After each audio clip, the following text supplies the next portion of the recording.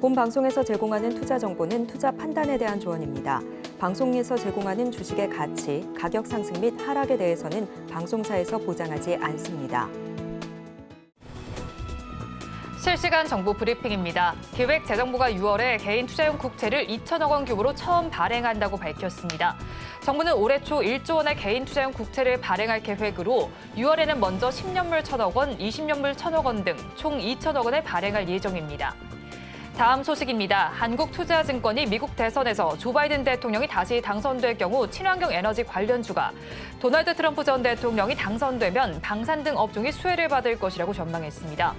바이든 대통령이 당선되면 친환경 에너지와 헬스케어 서비스, 전통 인프라, 전력 인프라 등 4개 업종이, 트럼프 전 대통령이 당선된다면 대형 성장주, 보안, 방산, 전통 에너지, 제약 바이오 업종이 수혜를 받을 것으로 관측했습니다.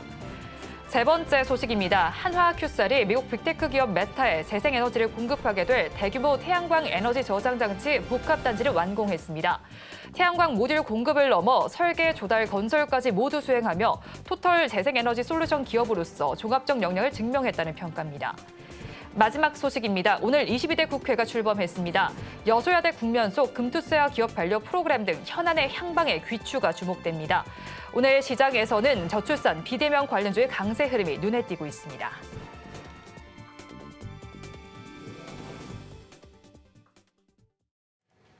시청자 여러분 안녕하세요. 오늘을 돌아보고 내일을 준비하는 오늘장 내일장 2부 진행의 백선혜입니다. 장 마감까지 확실한 승부 전략과 내일장 주목할 섹터까지 제시해드리고 있습니다. 오늘도 저희 방송과 함께 하시면서 성공적인 투자 전략 가득 담아가시기 바랍니다. 저희 방송 유튜브를 통해서도 보실 수 있습니다. 유튜브 검색창에 서울경제TV라고 검색하시면 저희 방송과 함께 하실 수 있으니까요. 많이 참여해 주시기 바랍니다. 그러면 오늘장 내일장 2부 본격적으로 시작합니다.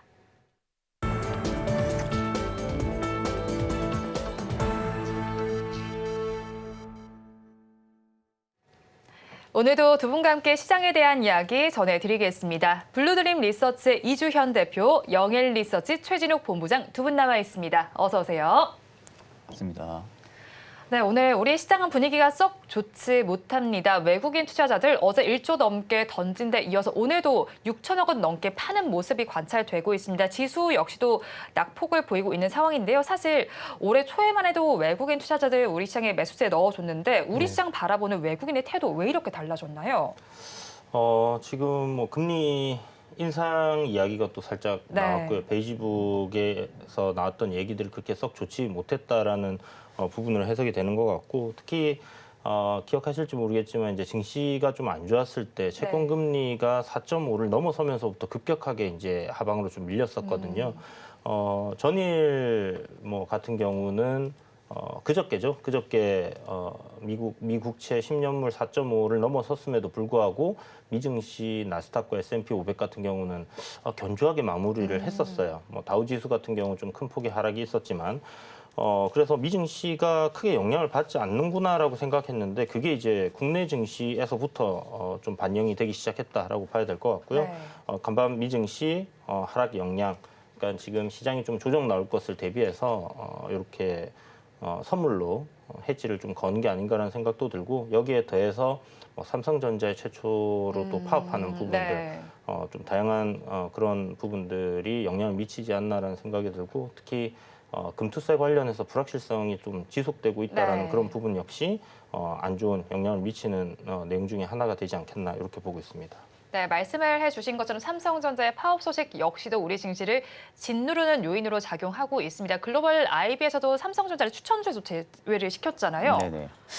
일단 삼성전자의 좀 파업 이야기는 당연히 증시 쪽에서는 안 좋은 영향이 될 수밖에 없는 부분들이죠. 일단 이제 이 파업 이야기 부분들이 뭐 하루로 제가 볼 때는 악영향이 끝날 부분들이 아니라 한 며칠은 조금 이어지지 않을 거라고 보고 있는 상황이고, 일단 오늘 코스피 쪽에 외국인 이탈률이 좀 굉장히 많이 나온다라는 부분들, 그러면 일단 최근에 외국인들이 좀 매수세를 집중으로 담아줬던 부분들이 결국 이제 반도체 쪽에 조금 더 집중이 되어 있었던 부분들이다 보니까 이렇게 외국인들의 매도세가 나오게 되면은 전반적으로 증시도 결국 결국엔 조정이 좀 크게 나올 수밖에 없는 부분들이거든요. 결국 이제 반도체 쪽에서에 대한 수급이 좀 빠져나간다고 하게 되면은 그간 좀 증시의 좀 주도 랠리를 좀 이어왔었던 이 반도체에 대한 축이 어느 정도는 좀 무마되는 그런 부분들까지도 영향이 다소 좀 증시 쪽에는 있을 수밖에 없는 상황이다 보니까 지금 좀 일부 조정이 나오는 것으로 좀 판단이 들고 있고 또 지금 미증시 같은 경우도 사실상 뭐 엔비디아는 굉장히 잘 버텨주고 있는 상황이긴 한데 뭐 전체적으로 지금 IT 산업에 있는 기업들이 대부분 다 눌리면서 마감을 해줬거든요.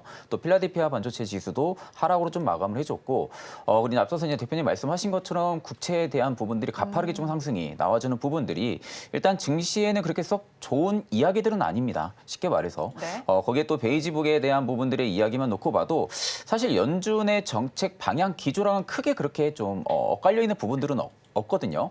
그런데 뭐 여전히 지금 금리 인상에 대한 이야기가 다시 또 나와주고 있는 상황이고 또 지금 이제 PCE 발표까지도 앞두고 있는 상황이다 보니까 사실 이제 CPI 때 어느 정도 예상을 했던 부분들이다 보니까 PCI 부분들이 증시에는 그렇게 영향이 저는 크진 않을 거라고 보고 있는 부분들은 맞습니다. 일단 CPI 쪽에서는 어느 정도 수치를 보고 좀 예상을 해볼 수가 있는 부분들이다 보니까 PC 부분들이 좀 그렇게까지 증시에 영향을 크게는 주지 않을 것으로 판단을 하고 있는데 일단 외국인들의 지금 매도 이탈률 부분들이 계속해서 좀 코스피 쪽에 압력을 준다 하게 되면은 상대적으로 이제 코스닥 같은 경우도 어느 정도 좀 출렁임이 나타날 가능성이 좀 높고요.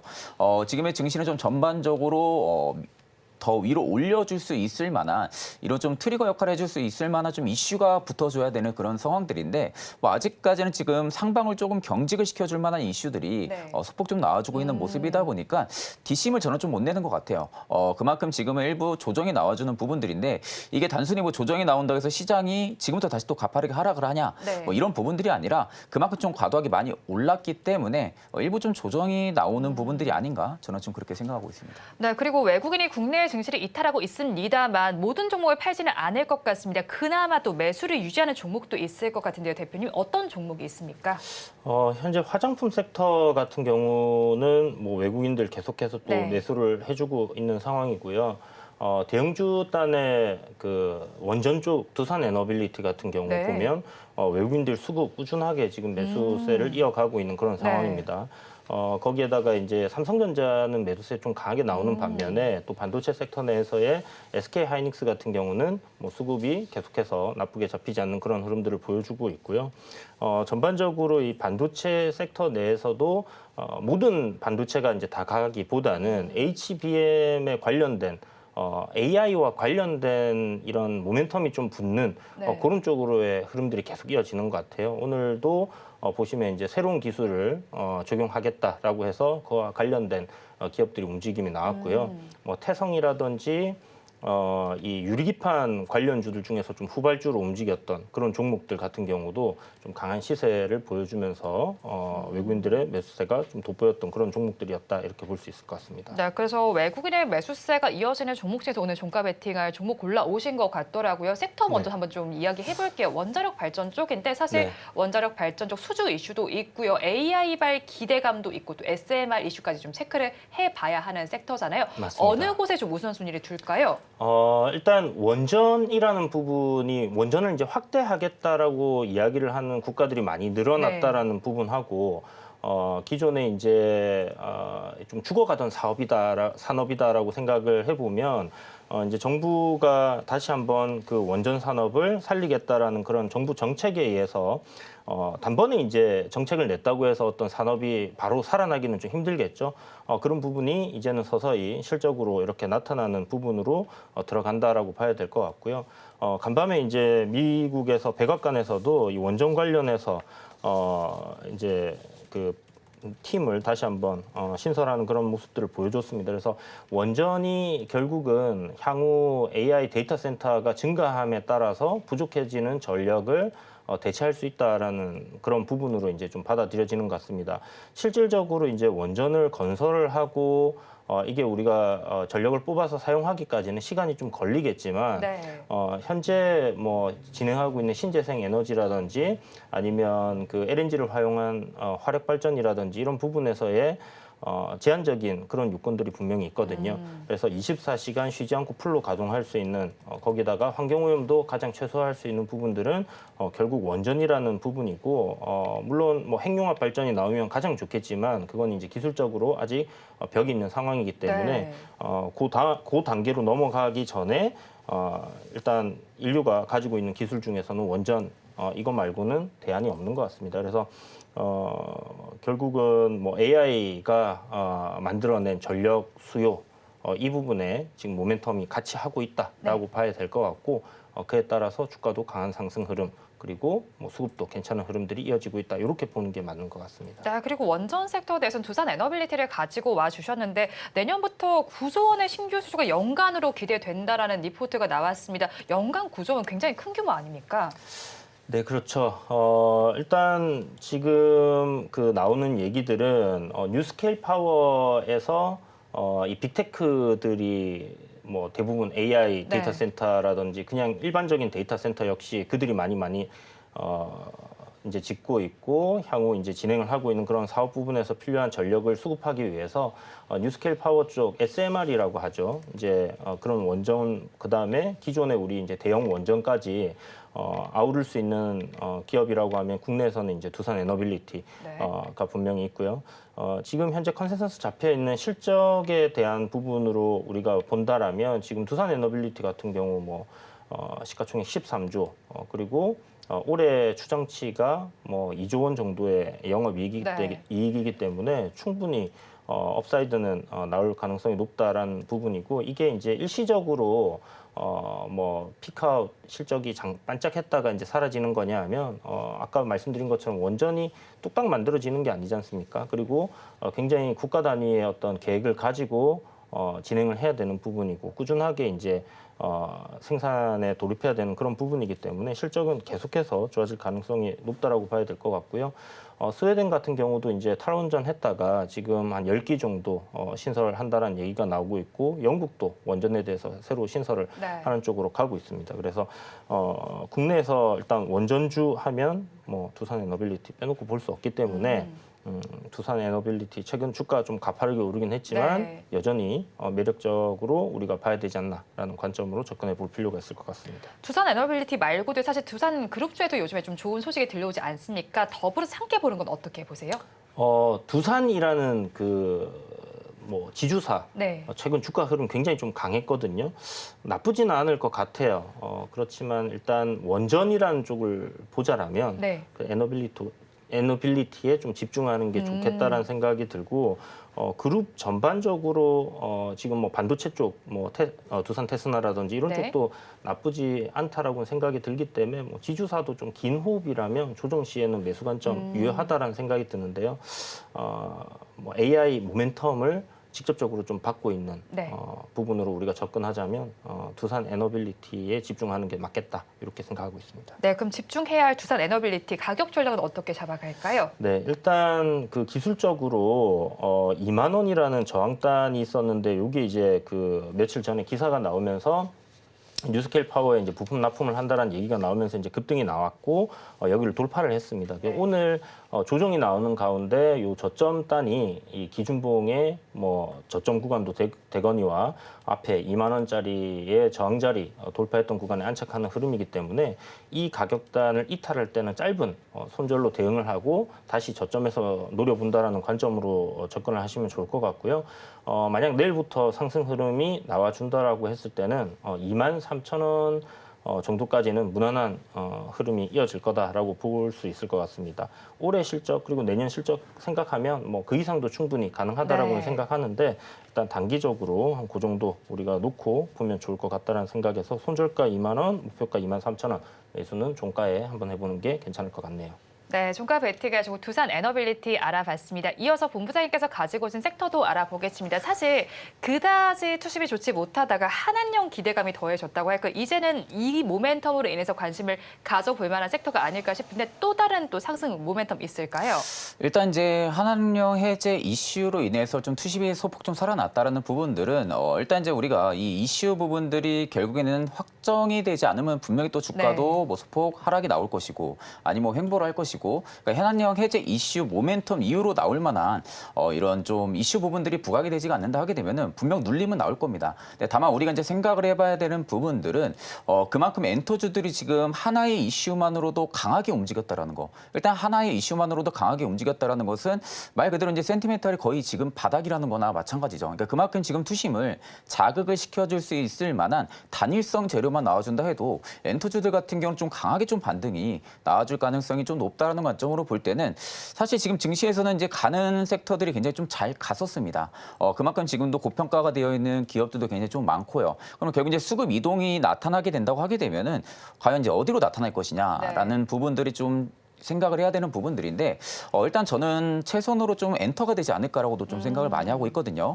물론 엔터가 결국에는 이제 기업에 대한 실적 부분들의 피크아웃, 우려감으로 좀 주가가 많이 눌렸던 부분들 그리고 이제 뭐 열애설이라든지 이제 오너 리스크 부분들이 각종 이슈가 좀 나왔었다 보니까 개별적으로 엔터 쪽에 대한 투심이 좀 많이 죽었던 부분들인데 일단 지금 나올 만한 이슈 부분들에는 대부분 주가에 다 반영이 됐다라고는 좀 생각을 하고 있거든요. 네. 물론 이제 엔터 이 안에서도 우리가 이제 솔직히 알 수는 없습니다. 또 어떠한 오너 리스크가 나올지 아니면 또 어떤 열애설이 또 나올지 이런 부분들은 솔직히 불확실성 리스크는 좀 가지고 있는 부분들인데 일단 센티멘탈이 지금 바닥이라는 부분들에 있어서는 엔터주들이 전반적으로 다시금 기지개를 좀 필 수 있는 좀 신호탄이 한한령이 되지 않을까라고 보고 있는 상황이거든요. 그로 인해서 결국엔 지금 하반기에도 주요 IP가 좀 몰려있는 기업들도 굉장히 좀 많은 상황이고요. 그리고 지금 음반 판매량이라든지 이런 부분들도 상반기 대비 지금 하반기가 더 좋아질 거라는 증거사 리포트도 굉장히 좀 많은 상황이거든요. 그런 부분들을 좀 직계해서 봤을 때 지금의 밸류가 저는 가격이 좀 적정가에 와 있는 엔터들이 굉장히 좀 많다고 보고 있어요. 그러니까 지금의 가격이 비싸지도 않고 그렇다고 지금 뭐 싼 가격이라 하기도 좀 애매모하지만 일단 뭐 싼 가격과 중립 그 안에 지금 들어와 있다고 저는 좀 생각을 하고 있거든요. 그럼 앞으로의 좀 실적에 대한 전망치가 좀 좋게 나온다든지 앞으로 좀 긍정적인 이슈가 하나만 좀 더 받쳐준다고 할 경우에는 엔터주들이 좀 전반적인 투심이 좀 이동이 될 가능성이 좀 높다라는 관점으로 볼 때 일단 엔터는 지금 시점부터는 그래도 조금씩 관심을 가질 필요가 있지 않을까 그렇게 보고 있습니다. 네, 조금씩 관심을 가지는 시점에서 4사 중에서 SM을 가지고 오셨는데 이 종목이 지금 시점에서 가장 매력적으로 보이는 종목인 겁니까? 사실 이제 키워드는 중국 한한령이잖아요. 네. 이 키워드에 대비해서 가장 좀 수혜를 볼 수 있는 기업이 저는 좀 SM이라고 생각을 많이 하고 있어요. 결국 지금 중국에 대한 팬덤이 강화가 되어 있는 기업을 보는 게 저는 좀 맞다고 보고 있는 상황이거든요. 결국 그만큼 한한령 해제 이슈만 나왔을 때도 SM이 좀 대장으로 거의 움직일 만한 그런 좀 반등 기조가 좀 나와줬다는 부분들만 놓고 봐도 지금 에스파 같은 경우도 초등 판매량에 대한 60% 이상의 점유율이 중국 쪽에서 나옵니다. 네. 뭐 중국에 대한 지금 팬덤 확대가 나와주고 있는 상황인데 에스파를 제외하고도 지금 NCT라든지 아니면 엑소라든지 이런 부분들 주요 아티스트들이 중국 쪽에서 팬덤이 좀 많이 강화가 되어 있는 상황이거든요. 그러면 결국 이제 중국 쪽에 대한 한한령 해제가 정말 사실화가 된다라고 할 경우에는 사실 SM이 좀 가장 큰 수혜를 저는 좀 받을 가능성이 좀 높다고 보고 있는 상황이고 지금 상황에서 중국 쪽 팬덤이 굉장히 큰 기업을 지금은 저는 좀 접근을 해야 된다는 관점으로 볼 때는 SM이 가장 좀 매력적인 구간에 있다고 보고 있는데 사실 지금 하이브에 좀 블록딜 이슈가 좀 있었거든요. 일단 뭐 하이브에 좀 블록딜 이슈가 있었지만 이게 지금 지분의 한 3%, 4% 정도밖에 되지가 않는 블록딜 이슈입니다. 이 이슈 하나만으로도 주가를 지금은 다시금 바닥으로 좀 내려볼 만한 그런 이슈로는 좀 제한적이라고 보고 있는 상황이다 보니까 일부 오늘 좀 반등이 나와주는 부분들의 거래 대금들이 다소 안 나와주는 부분들이 좀 아쉽기는 하지만 그래도 일단 반등이 나와준다는 부분들이 6개월 선에서 정확하게 지지를 받고 반등이 나와주고 있거든요. 그럼 일단은 바닥은 저는 잡았다라는 관측으로 볼 때는 네. SM 같은 경우는 지금 자리가 충분히 손익비도 굉장히 잘 나오는 그런 자리라고 보고 있기 때문에 SM을 좀 접근해 보시는 것도 나쁘지 않을 거라 보고 있고 일단 가격적인 전략을 좀 말씀을 해드리게 되면은 네. 목표가는 저는 일단은 블록딜 이슈가 좀 나왔던 10만 원대. 여기를 일단은 한번 돌파는 나와줘야 됩니다. 그렇기 때문에 좀 1차 목표가를 10만 원으로 잡아드리고요. 내가 만약에 좀 긴 호흡으로 좀 엔터를 이제부터 올해까지 좀 보겠다 할 경우에는 10만 원 이상까지도 충분히 바라보셔도 나쁘지 않을 거라 보고 있고 손절가는 제가 8만 원대로 잡아드리겠습니다. 종가 베팅할 종목 SM을 가지고 오셨습니다. 자, 그리고 이제 엔터 쪽을 종가 베팅 섹터로 가지고 오셨잖아요. 네네. 그렇다면 좀 산업 구조가 비슷하고 오늘 또 상승세를 보여주고 있는 웹툰주 쪽을 또 한번 같이 바라보는 건 어떻게 보세요? 사실 이제 웹툰주들 같은 경우도 결국에 이제 콘텐츠 수출 네. 부분들이 좀 특화가 많이 돼 있는 기업들 같은 경우는 충분히 접근이 가능하다고는 보고 있거든요. 네. 그 이제 한한령 해제 이슈와 맞물려 있는 키워드도 결국에는 웹툰도 콘텐츠 쪽에 들어가다 보니까 콘텐츠 관련 산업군 쪽에서도 어떻게 보면은 수혜로 볼 수가 있는 상황입니다. 결국 지금 시점에서 이제 네이버 또 미상장, 네이버 웹툰 미상장 부분들의 이슈가 계속해서 다가오고 있는 상황이다 보니까 일부 이 모멘텀이 한 번 더 특화가 될 가능성이 높다고 보고 있는 상황이고, 그러면 결국 지금 상황에서 수출에 대한 역량이 가장 크고 가지고 있는 IP의 부분들이 좀 경쟁력이 높은 기업을 저는 좀 본다고 하게 되면 사실 좀 DNC 미디어 같은 경우는 네. 저는 주목을 해볼 필요성은 계속 좀 있다고 보고 있는 상황이거든요. 일단 DNC 미디어 같은 경우도 나온자만 레벨업을 가지고도 지금 계속해서 애니메이션화를 시켰는데도 흥행이 굉장히 잘 되고 있는 상황이에요. 특히 이제 넷마블에서 이제 런칭했던 부분들이 나온자만 레벨업 부분들이 생각보다 지금 동시 접속자 수도 굉장히 많은 상황입니다. 그만큼 어느 정도 게임에 대한 퀄리티 부분들을 가져가면서 그 게임성 구도 부분들과 그리고 원래 나온자만 레벨업에 대한 그 인지도 부분들, 그게 어느 정도 지금 파급 효과가 게임 쪽에서 좀 나와주고 있는 것으로 판단이 들거든요. 그러면 결국 이제 넷마블 같은 경우도 충분하게 그 후속 효과를 좀 받을 수가 있다고 보고 있고, 사실 DNC 미디어는 지금 앉아서 돈을 벌 수 있는 구조를 만들어 놓은 상황이잖아요. 네. 로열티를 계속해서 받는 상황이다 보니까 DNC 미디어 같은 경우도 실적이 계속 좀 좋아질 가능성 좀 높다고 보고 있는 상황이고, 결국 저는 이제 웹툰주들도 굉장히 좀 많이 빠졌던 부분들, 이런 경향들이 있기 때문에 만약에 컨텐츠 쪽이 좀 살아난다고 하게 되면은 컨텐츠만 살아나는 게 아니라 뭐 엔터랑 좀 같이 리오프닝으로 전반적으로 네. 좀 살아날 가능성이 높다라는 관점으로 볼 때는 일단 이쪽으로도 수급이 다소 좀 이동은 될 가능성은 높다고 봐요. 근데 다만 앞전에 말씀드린 대로 한한령 해제 이슈로 인해서 수급이 이동이 된다고 하게 되면 첫 번째로는 저는 좀 엔터가 될 가능성이 네. 좀 높다고 보고, 두 번째로는 일단은 컨텐츠 관련주들 같은 경우 컨텐츠 관련주들 같은 경우도 충분하게 수급 가능성은 좀 크다고 보고 있는 상황이다 보니까 이쪽을 이제는 조금씩은 바라보는 그런 시즌이 되지 않았나 그렇게 보고 있습니다. 네, 일단 이제 순차적으로 바라보자라는 의견이셨고요. 웹툰주가 그래도 오늘 상승은 하긴 하지만 윗꼬리가 조금 더 길게 달린 모양새입니다. 그래도 나스닥 상장이 아직 기간이 그래도 촉박하긴 하지만 남아 있는 만큼 지금이라도 이 상승에 편승을 하는 게 좋을지 아니면 조금 쉬어가는 자리에서 잡아보는 게 좋을지 궁금한데 대표님 의견 어떠실까요? 지금 주가 반응이 가장 강하게 빠르게 나온 네. 게 와이랩이지 않나라는 생각을 좀 하는데요. 지금 거래 대금이 사실 좀 부족한 그런 웹툰 종목들도 꽤나 있습니다. 그런데 네. 이 종목 같은 경우 오늘 뭐 시가 상승 출발해서 위로 시세 한번 주고 지금 말씀하신 대로 음봉으로 조정을 받고 있는 상황인데 거래 대금이 한 300억 정도 나오고 있어요. 네. 그래서 실질적으로 투자자분들께서 좀 접근하시기에는 용이하지 않겠나라는 생각을 하고 있고, 와이랩 같은 경우 이제 네이버 웹툰에서 차지하고 있는 비중이 꽤나 큰 편입니다. 미스터 블루, 와이랩 이 두 기업들 같은 경우는 이 네이버 웹툰에 연재되고 있는 이런 웹툰들이나 아니면 실질적으로 협업을 통해서 작가들을 키워내고 그런 IP들을 계속해서 이제 만들어내고 있는 그런 기업들이라고 보시면 좋을 것 같고요. 단기적으로 오늘 시세를 주고 윗꼬리를 달고 밀리고는 있지만 일단 방향 자체가 위로 좀 잡혔다라는 부분과 함께 말씀하신 것처럼 6월 달에 네. 나스닥 상장이잖아요. 6월 내일 모레면 6월입니다. 네.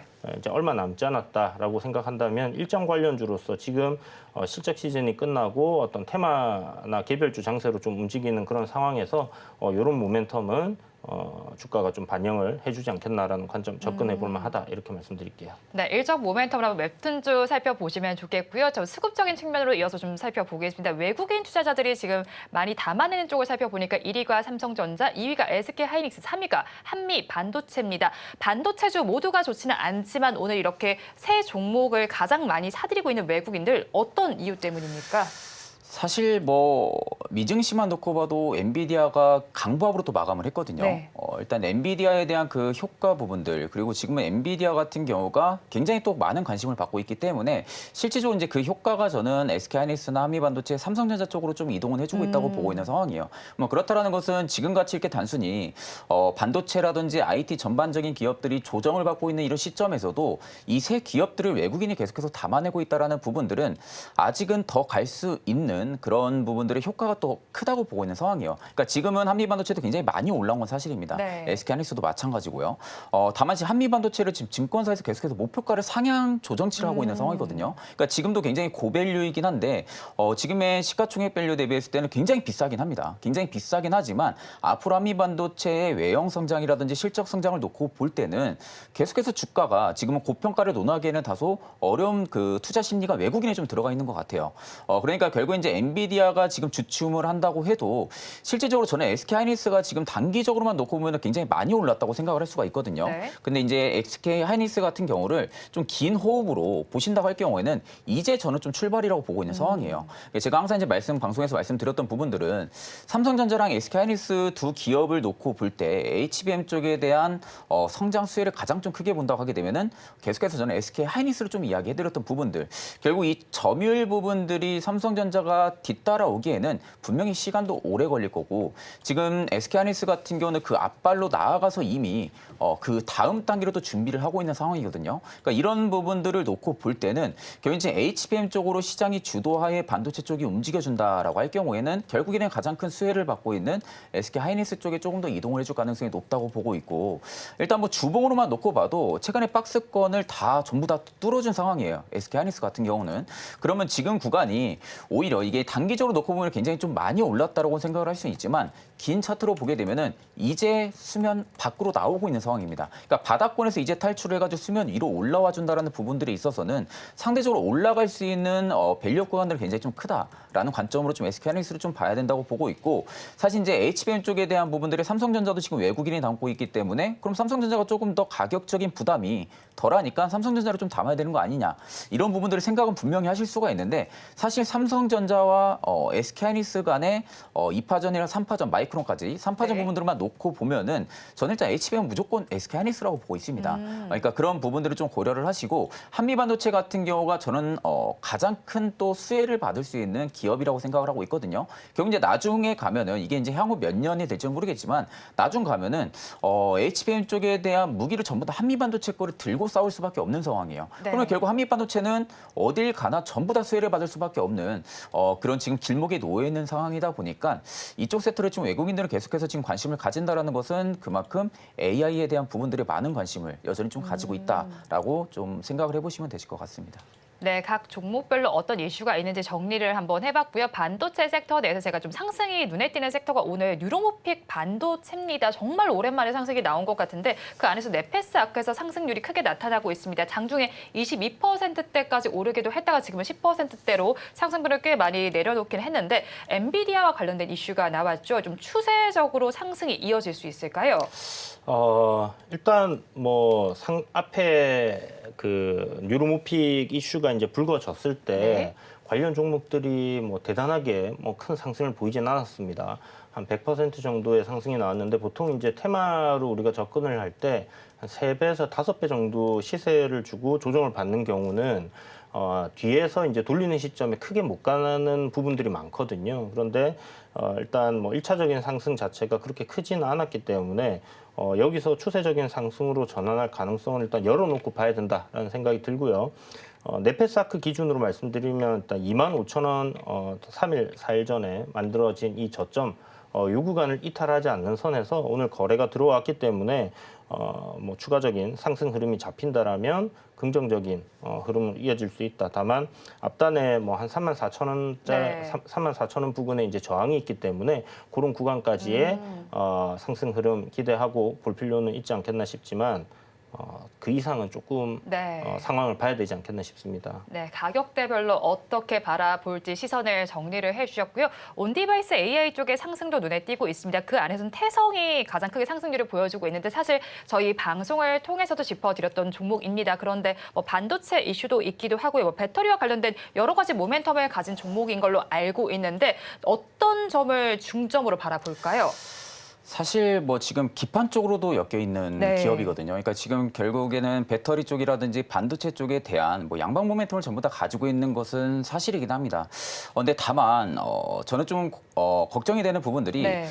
수급이 생각보다 받쳐주질 않아요. 일단은 그만큼 양방 모멘텀이라는 부분들에 부각이 되고 있는 기업인데도 불구하고 투자 수요가 그렇게 크지가 않다라는 것은 시장에서 그렇게 또 많은 관심을 받고 있는 부분들도 좀 적다고 생각을 하고 있거든요. 그러면 결국에는 이렇게 좀 단기적인 이슈가 좀 부각이 돼가지고 거의 상한가 근처까지 이렇게 급등세가 나와준다라는 부분들에 있어서는 사실 오늘은 거래량이 굉장히 좀 많이 터져줬습니다. 네. 오늘 거래량만 놓고 보면은 그 다음 거래일까지도 충분하게 상승 기준으로 좀 유지해질 가능성이 높다고 보고 있는데 사실 지금 어떻게 보면은 HBM 쪽이라든지 이런 쪽은 좀 많이 올라줬잖아요. 그러면 결국 이제 수급 이동이 반도체 쪽에서 일어난다고 하게 되면은 기판 아니면 온디바이스 AI 네. 이쪽으로 또 이동을 해줄 가능성이 높습니다. 그럼 결국 태성의 입장에서는 온디바이스 AI 쪽에도 관련 섹터로도 지금 엮여 있는 상황이다 보니까 사실상 뭐 갈 수 있는 어떤 좀 특수성인 재료들은 굉장히 좀 많죠. 근데 다만 태성이 좀 앞으로 벌어들이는 실적이라든지 외형 성장을 놓고 봤을 때 지금의 시가총액과 주가가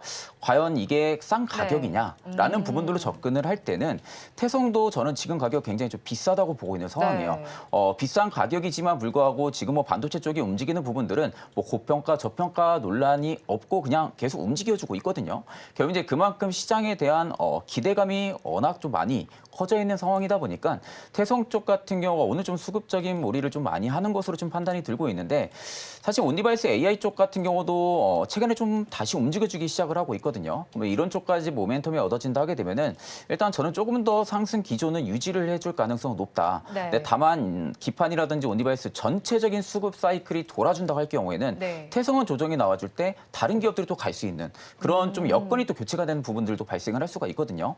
그렇기 때문에 저는 일단 오늘은 긍정적이라고 보고 있고 네. 그 다음 거래일까지도 추가적인 상승은 나올 가능성이 높다. 다만 이제 그 다음 거래일의 시가 라인을 저는 좀 이탈을 안 해야 되는 게 가장 네. 베스트라고 보고 있기 때문에 그 점을 좀 참고하셔가지고 투자 전략을 잡으시면 되실 것 같습니다. 네, 태성이 연봉으로 돌려봐도 지금이 가장 고가 구간이더라고요. 네네. 사실 뭐 양방향 모멘텀을 가지고 있지만 진입하기 좀 부담스러운 구간일 것 같은데 매력적인 종목인 만큼 신규 접근을 고민하시는 분들도 계실 것 같아요. 그러면 어느 정도 시점까지 두고 좀 접근 전략 짜볼까요? 일단 이제 이렇게 기준봉을 잡아주면서 위로 상승이 나와주게 되면은 지금 고가 라인에서는 절대 추격으로 따라붙으면 안 됩니다. 네. 고가 라인에서 추격으로 따라붙으면 안 되고요. 일단 일봉상에서 놓고 봤을 때는 한 5,800원대는 강하게 좀 오늘 돌파를 해줬어요. 네. 이 박스 상단에 매물을 돌파를 해줬기 때문에 저는 일단 중심부 라인이 한 6,600원대까지 눌림이 나오게 된다라고 할 경우에는 여기서는 일단은 1차적인 매수를 저는 좀 접근을 해볼 것 같고요. 그리고 이제 최종 손절가를 저는 좀 시가 라인으로 잡을 것 같아요. 막상 오늘 이 기준봉을 잡아준 시가 라인을 만약에 이탈을 하게 되면은 사실 지금 아래쪽에 매물이 전부 다 소화를 못 해준 겁니다. 매물 소화를 전부 다 못 해주고 위쪽에서 나오는 차익 매물에 밀리면서 주가가 밀리는 거기 때문에 일단 이 박스 상단이 가장 베스트로 지지를 해줘야 되는 구간이거든요. 네. 근데 만약 이 지지 라인 6,100원대를 만약에 태성이 계속 좀 지지를 받아주고 또 보합을 유지를 해준다라고 할 경우에는 한 번 더 저는 급등이 나올 가능성이 높아요.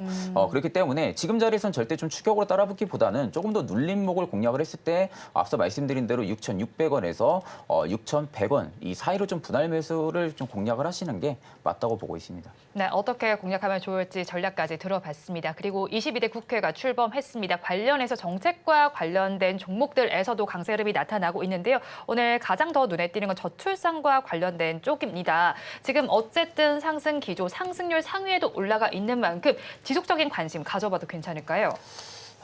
이게 진짜 어려운 좀 부분이라는 네. 생각이 드는데 이제 정부에서 당연히 이제 사회적인 큰 문제이기 때문에 네. 이제 그 집중을 하고 있고 거기에 따른 정책들을 뭐 많이 내고 있다라는 부분을 생각해 본다면 향후 어떤 관련된 기사라든지 이 저출산을 위한 어떤 뭐 모멘텀들은 계속 만들어질 가능성은 높다라고 생각이 들어요.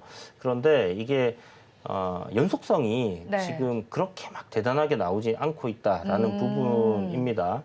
그래서 아까 이야기 드린 것처럼 실적 시즌이 끝났기 때문에 이런 모멘텀들의 주가들이 좀 강하게 반응을 하는 그런 흐름들은 나오고는 있지만 뭔가 이 뾰족한 수가 없는 네. 그런 정책들 어쩔 수 없는 그런 상황들이다 보니까 이게 연속성을 보일지는 약간 의문입니다. 그래도 일단 뭐 아가방 컴퍼니 같은 경우 일단 우상향 흐름을 좀 만들어 놓고 있는 단기적인 흐름에서의 모습들은 긍정적으로 볼 수 있겠고요. 다만 앞단에 이제 매물이 좀 많이 있는 그런 상황이죠. 그래서 그런 부분들을 돌파하기 위해서는 아마 좀 획기적인 누가 들어도 우와 정말 이런 정책을 하면 많은 사람들이 애를 놓겠다. 예를 들면 뭐 셋째, 둘째를 놓으면 집을 준다든지 뭐 그런 우리가 생각할 때 좀 말이 안 된다 생각하는 그런 정책이지만 그런 파격적인 어떤 시장이 환호할 수 있을 만한 그런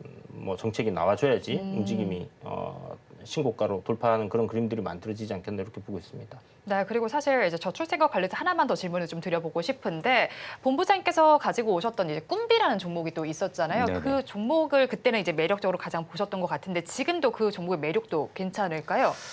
사실 이제 국회에 출범을 하게 되면은 가장 먼저 지금 또 시급한 부분들이 저출산이라고 생각을 네. 하고 있거든요. 뭐 지금 이제 제가 오늘 이슈를 봤을 때도 0.6명 아래로까지도 일단은 내려갈 가능성이 높다. 그러면 결국에 지금 이제 실버 시대가 도래를 하면서 계속해서 노인 고령화 시대가 나오고 있는데 사실상 지금 출생률이 낮아지게 되면 그만큼 경제적인 부분들에 침체가 될 가능성도 굉장히 좀 높다라는 이슈들이 계속 부각이 된다고 하게 되면은 상대적으로 이제 저출산 관련한 정책에 대한 속도를 좀 낼 가능성은 높다고 보고 있어요.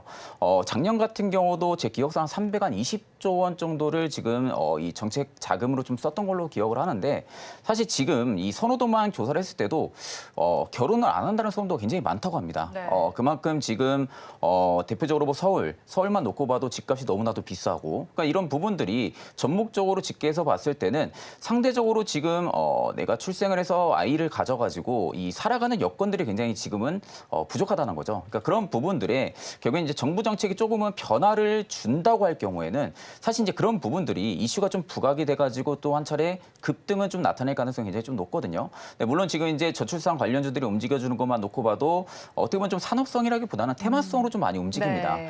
그렇기 때문에 일단 저는 단기적인 테마는 일단 부각이 될 가능성은 좀 높다고 보고 있고 제가 이제 앞전에도 항상 소개해드렸던 꿈비 같은 경우도 저는 일단은 뭐 지금 자리만 놓고 봐도 굉장히 저는 단기적으로도 접근이 좀 가능한 자리라고 보고 있거든요. 지금도 바닥을 잡고 나서 한 차례 좀 위로 올라와 주긴 했지만 아직 상대적으로 이제 아가만 컴퍼니 대비해서는 그렇게 좀 주가가 많이 올라와 준 부분들이 없기 때문에 일단 거래대금 내 이탈 규모가 없다라고 할 경우에는 한 번 더 위로 좀 급등 모습이 좀 나와줄 가능성은 높다라는 관점으로 볼 때 저는 오히려 저출산 쪽에 접근을 한다. 그럼 꿈비 여전히 저는 좀 매력적으로 보고 있는 상황입니다. 네, 꿈비 지급도 매력적인 구간이다라고 정리해 주셨습니다. 이어서 마감 동시효과 구간 우리 시장 어떤 분위기 보이고 있는지 양대 시장의 분위기 체크해 보겠습니다. 오늘도 우리 시장의 분위기는 그다지 좋지 못합니다. 코스피 시장 1.47%로 낙폭을 좀 키우면서 마감을 할 것으로 예상이 되네요. 2,637선에 마감할 것으로 예상되고 있고요. 다음으로 코스닥 지수의 상황도 살펴보겠습니다. 마감 동시효과 구간을 지나면서 0.87%의 내림세가 나타납니다. 831선에 종가쓸 예정입니다. 수급 상황 이어서 체크해 보겠습니다. 코스피 시장을 먼저 살펴보겠습니다. 외국인과 기관이 동반으로 매도하고 있고요. 개인 투자자들 홀로 사고 있습니다. 외국인과 기관의 동반 매도세 어제 이어서 오늘까지 2거래일 연속 나타나고 있습니다. 외국인 투자자들 7,472억 원을 팔아내고 있고요. 기관 투자자들 4천억 원 넘게 덜어냅니다. 반면에 개인 투자자들 1조 원 넘게 사들이고 있습니다. 다음으로 코스닥 시장으로 넘어가서 살펴보겠습니다. 코스닥 시장에서는 수급 주체별로 포지션이 어제와는 다릅니다. 외국인과 기관은 쌍끌이 매수를 해주고 있고요. 반면에 개인 투자자들 홀로 팔고 있습니다. 외국인은 316억 원, 기관은 142억 원을 사들입니다. 반면에 개인 투자자들 73억 원 덜어내고 있습니다. 자, 오늘 시장 상황 썩 좋지 못한 상황입니다. 지수의 흐름 어떻게 대표님은 보셨습니까? 네, 어제 우리나라가 좀 선반영 하지 않았을까 하는 희망을 아침에 네. 시작할 때 좀 가졌었는데 역시나 K증시답게 미증시 또 빠진 거 그대로 반영을 해줬죠. 그래서 지금 뭐 지수는 사실 그 120일 이동평균선, 외국인들이 좋아하는 100일 이동평균선 뭐 이런 구간에 들어와 있는 상황이고요. 오늘 저점 단위 2,630 한 4포인트 정도 되는데 이게 이제 4월달 국내 증시가 조정을 받을 때 뭐 2,550포인트까지 밀렸었지 않습니까? 그 구간에서 이제 박스권을 만들면서 이제 상승 흐름이 나와줬는데 지지와 저항 자리에 물리는 그런 가격단입니다. 그래서 이 가격단만 좀 잘 지켜낸다라면 좀 반등하는 흐름을 보이지 않겠나라는 생각이 들고요. 최근에 2,780포인트였나요? 70포인트 정도 전고점 구간 돌파 못하고 밀려 내려왔는데 네. 이게 이제 N자 하락의 뭐 하락폭으로 계산을 해보면 대략적으로 그 저점 구간입니다. 그래서 이 구간에서는 우리가 크게 두려워할 필요 없이 매수 관점으로 한번 접근해봐도 나쁘지 않다는 생각이 들고요. 시장은 장기적인 상승 추세에 놓여 있습니다. 뭐 4월 달에도 조정이 나왔었고 5월 달 마무리되는 시점에 결국은 네. 뭐 세린메이가 되었지만 이거는 기회로 우리가 활용할 수 있는 부분이지 않겠나라는 생각이 들고요. 9월 달에 이제 금리 인하에 대한 기대감 네. 지금 조금 커져 있는 상황입니다. 그래서 그런 부분들이 좀 부각이 된다라고 하면 시장 조정 후에 다시 한번 상승하는 그림 될 거니까 조금 긴 호흡으로 보시는 분들은 이번 조정장 매수 기회로 활용하시면 좋을 것 같습니다. 네, 이번 조정장을 긴 호흡으로 보신다면 매수의 기회를 활용을 해보셔도 좋겠지만 선물 시장의 지금 흐름을 살펴보니까 외국인 투자자들 어제도 꽤 많이 팔았는데 오늘 역시도 그 매도세를 더해주고 있는 양상이 펼쳐집니다. 지수의 향방 어떻게 예상하십니까?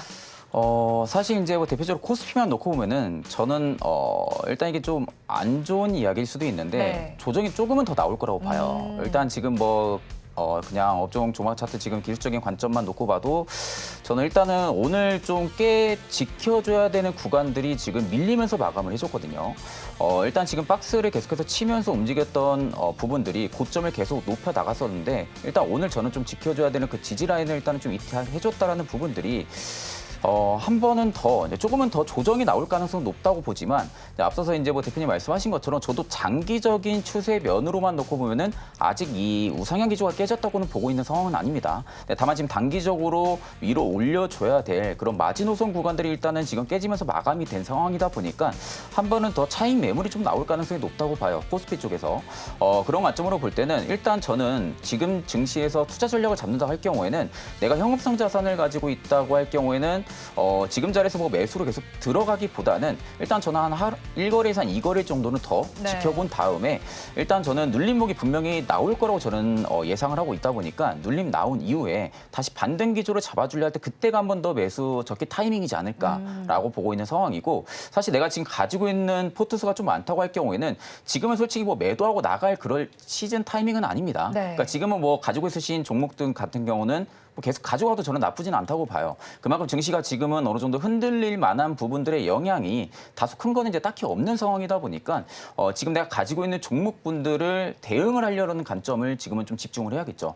그렇기 때문에 저는 일부 지금 뭐 매도를 해서 다른 쪽의 포트를 다변화시키고 좀 이러한 전략보다는 일단 그 가지고 있으신 보유 물량들, 그리고 보유 종목들 같은 경우는 유지를 하면서 선별적으로 어떻게 좀 수익을 볼 수 있는 대응 방안을 잡고 나오시는 게 좋다고 보고 있고 사실 이제 그 외적으로 소외가 좀 많이 돼 있는 기업들 가지고 있는 네. 그런 부분들은 저는 일단 이제 그런 부분들 때문에 다른 종목에 지금 포트를 다변화 못 시킨다고 할 경우에는 현금 확보도 좀 좋다고는 봐요. 현금 확보는 좀 좋다고 보고 지금은 결국 시장에서 주목을 하고 있는 섹터 종목으로 네. 갈아타야 됩니다. 아. 그쪽 섹터가 계속해서 가고 있는 상황이다 보니까 지금 우리가 생각할 때도 이거 굉장히 많이 올랐는데 네. 떨어질 것 같은데도 계속 가잖아요. 네. 그러니까 그러한 상황이다 보니까 외국인 기관이 지금도 계속 그쪽에 집중을 하고 있다라는 거. 그리고 주가를 끌어올리려면은 외국인 기관이 동반으로 붙어줘야 됩니다. 네. 붙어줘야만 주가도 위로 올라갈 수 있는 부분들이다 보니까 지금은 메이저들이 지금 집중하고 있는 섹터에 접근을 해보시는 게 맞다고 보고 있습니다. 네, 뭐 현금을 보유하거나 혹은 메이저들이 집중하는 섹터에 주목을 해보시면 좋겠습니다. 우리 양대 시장 오늘 모두 하락으로 마감했습니다. 코스피 시장 1%대, 코스닥 시장 0.77%의 약세로 마감을 했고요. 업종별로도 마감 상황 좀 짚어보겠습니다. 코스피 시장을 먼저 살펴보니까 역시나 하락한 업종이 두드러집니다. 증권업종 제외하고 모든 업종이 파란불을 켰고요. 전기전자 업종이 그 안에서 가장 좋지 못했습니다. 2.58%의 내림세고요. 전기가스업이 그 뒤를 잇습니다. 2.26% 내림세, 운수장비 업종에서도 2.2%의 하락률이 나타났습니다. 다음으로 코스닥 시장을 살펴보니까요. 역시나 하락한 업종이 더 많이 포진해 있습니다. 그 안에서는 컴퓨터 서비스 업종이 가장 좋지 못했습니다. 1.89%의 내림세가 나타났고요. 그 뒤를 이은 업종이 인터넷 업종으로 1.62%, 섬유의료 업종에서 1.57%의 하락 흐름이 나타났습니다. 시장 오늘도 굉장히 아쉽게 마감이 됐습니다. 자, 이런 상황 속에서 저는 제약 바이오에 대한 이야기를 한번 해볼까 합니다. 글로벌 전반으로 봤을 때 뭐 사실 연초에 비만 치료제 주목 받으면서 좀 투심이 꽤 나쁘지는 않았던 것 같습니다. 하지만 최근 들어서는 뭐 HLB 이슈 때문인지 제약 바이오주 전반의 흐름이 좋지는 못한 것 같거든요. 최근의 추세 어떻게 보셨습니까? 뭐 HLB 영향 때문에 조금 안 좋았었는데 기억하시겠지만 이제 HLB가 급락이 나온 날 알테오젠 같은 경우는 이제 좀 강하게 올라주고 그래도 나름대로의 좀 선방은 해주지 않았나라는 생각이 듭니다. 오늘도 보면 이제 뭐 큐로셀 같은 경우는 이제 급등의 흐름들도 보여주고는 있는데 개별적인 이슈들에 따라서 이제 좀 시세들이 나오는 그런 모습인 것 같아요. 31일 그러니까 내일부터죠. 내일부터 해서 ASCO 시작을 하고요. 요거 끝나고 나면 이제 그 USA 바이오라고 2024년 또 6월 초에 잡혀 있습니다. 그래서 바이오 관련된 기업들 대부분 아마 거기에 참여를 하고 거기서 어떤 파트너십이라든지 아니면 보유하고 있는 어떤 그 파이프라인에 대한 이런 부분들을 많이 부각을 시킬 거라고 생각이 들고요. 그런 모멘텀들은 남아 있는데 일단 원래는 이제 학회라든지 이런 일정이 잡혀 있으면 또 기대감에 이제 주가들이 좀 상승을 하기 마련인데 말씀하신 것처럼 HLB 영향인지는 모르겠으나 조금 더딘 그런 흐름들을 보여주는 것 같습니다. 그래서 요 학회 진행 중에 어떤 뭐 계약건이라든지 아니면 뭐 MOU라든지 어떤 좋은 소식들이 들려온다라면 섹터 또 전반적으로 반등하는 흐름들이 잡힐 수도 있겠다라는 생각은 드는데요. 일단 단기적인 추세는 지금 하락이지 않습니까, 시장이? 그래서 너무 기대는 하지 말되 관련 종목들 내에서의 어떤 추세적인 상승 흐름이 있거나 아니면 어떤 임상에 대해서도 뭐 이제 완료가 되어서 발표를 앞두고 있다든지 이런 기업들 같은 경우는 우리가 조금 기대해보고 봐도 좋을 것 같습니다. 네, 그렇죠. 아세코 학회 이벤트와 더불어서 바이오 USA 역시도 있습니다. 학회 모멘텀도 있는 상황이고요. 증권가에서는 하반기에 주도주로 제약 바이오를 꼽기도 하더라고요. 이 의견에 동의하십니까? 사실 뭐 오늘의 외국인 기관의 수급만 놓고 봐도 생각보다 제약바이오 쪽에도 좀 많은 매수를 좀 넣어준 상황이거든요. 일단은 앞서서 말씀하신 것처럼 학회 모멘텀이 일단은 지금 다양히 있는 상황이다 보니까 실질적으로 이제 학회에서에 대한 뭐 연구 논문, 초록 논문에 대한 뭐 발표 부분들 뭐 이런 예정이 되어 있는 기업들도 굉장히 좀 많은 상황이고 그간 좀 임상을 했던 부분들의 연구 결과 발표라든지 그러면 결국 이제 그 다음에 이어질 수 있는 부분들이 기술 수출에 대한 이야기도 또 나올 가능성이 높겠죠. 그러면 결국 지금은 제약바이오 쪽에 대한 좀 상대적으로 좀 강해질 수 있을 만한 모멘텀이 일단 형성이 되어 있는데 최근에 좀 HLB 이슈가 좀 컸던 부분들이 투심을 조금은 낮췄을 가능성이 좀 높다고 보고 있는 상황이고 그러면 지금은 개별적으로 이슈가 나오는 기업들이 좀 움직여주고 있는 것 같습니다.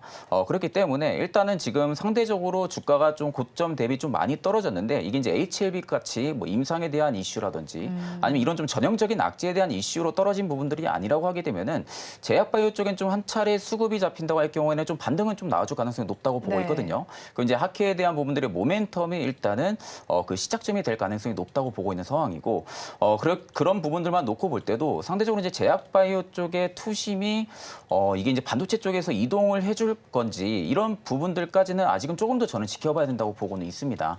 일단 조금은 더 지켜봐야 된다고 보고 있는데 지금 상대적으로 뭐 제약바이오 제하고도 굉장히 좀 매력적으로 다가갈 수 있는 산업군들이 굉장히 많아요. 어떤 게 있나요? 뭐 엔터도 앞전에 말씀하셨다시피 엔터 같은 경우도 마찬가지고 이게 결국 지금은 어느 정도 실적이 뒷받침될 수 있는 산업군들의 바닥을 지금 치고 있는 부분들이 많다 보니까 이게 수급이 제약바이오 쪽에서만 전부 다 잡히는 게 아니라 분산화가 계속 분명히 일어날 겁니다. 분산화가 일어나게 되면은 그만큼 제약바이오 내에서도 가는 기업들만 계속해서 좀 가는 경향들이 좀 심하게 나타날 거고 그러니까 이런 부분을 놓고 보면은 일단 저는 파이프라인이 좀 다양하게 있는 기업들을 좀 선별적으로 저는 접근하는 건 좋다고 보고 있는 상황이고요. 그 외적으로 지금 단순히 이슈 하나만 가지고 지금 급등이 나와주고 있는 그런 기업들 같은 경우는 일단 전 차익 매물이 나올 것까지 좀 염려를 해서 그런 기업들은 좀 깊이 대상으로 두는 게 좀 좋다고 보고 있는 상황입니다. 뭐 이슈가 하나가 나오는 기업보다는 여러 가지 모멘텀을 볼 수 있는 기업을 중심으로 바라보시면 좋겠습니다. 두 분 말씀 여기까지 듣겠습니다. 지금까지 영일 리서치의 최진혁 본부장,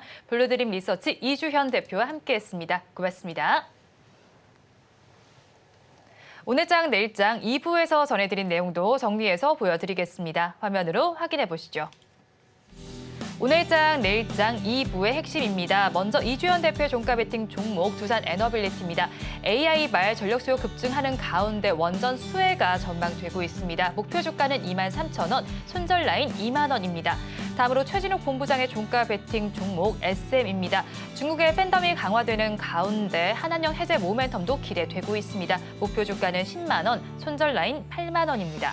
다음으로는 증시팔 오늘의 승부주에서 언급해드린 종목 브리핑 해드리겠습니다. 먼저 유창희 대표의 승부주 기아입니다.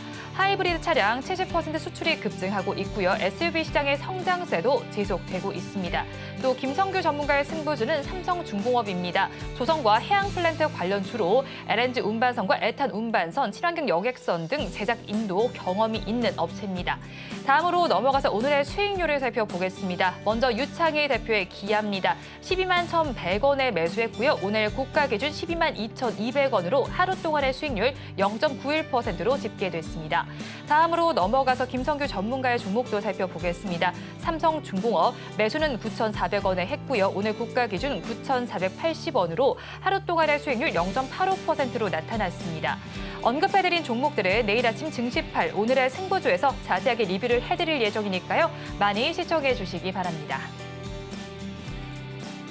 본 방송에서 제공하는 정보는 투자 판단에 대한 조언일 뿐 해당 주식의 가치와 수익률을 보장하지는 않습니다. 오늘장 내일장 2부에서 준비한 순서는 여기까지입니다. 저희는 내일 이 시간도 여러분과 함께하겠습니다. 오늘도 시청해 주신 여러분 고맙습니다.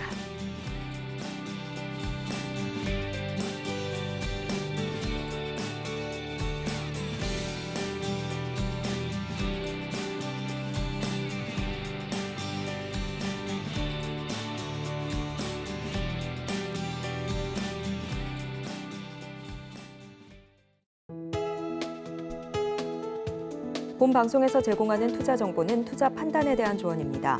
방송에서 제공하는 주식의 가치, 가격 상승 및 하락에 대해서는 방송사에서 보장하지 않습니다.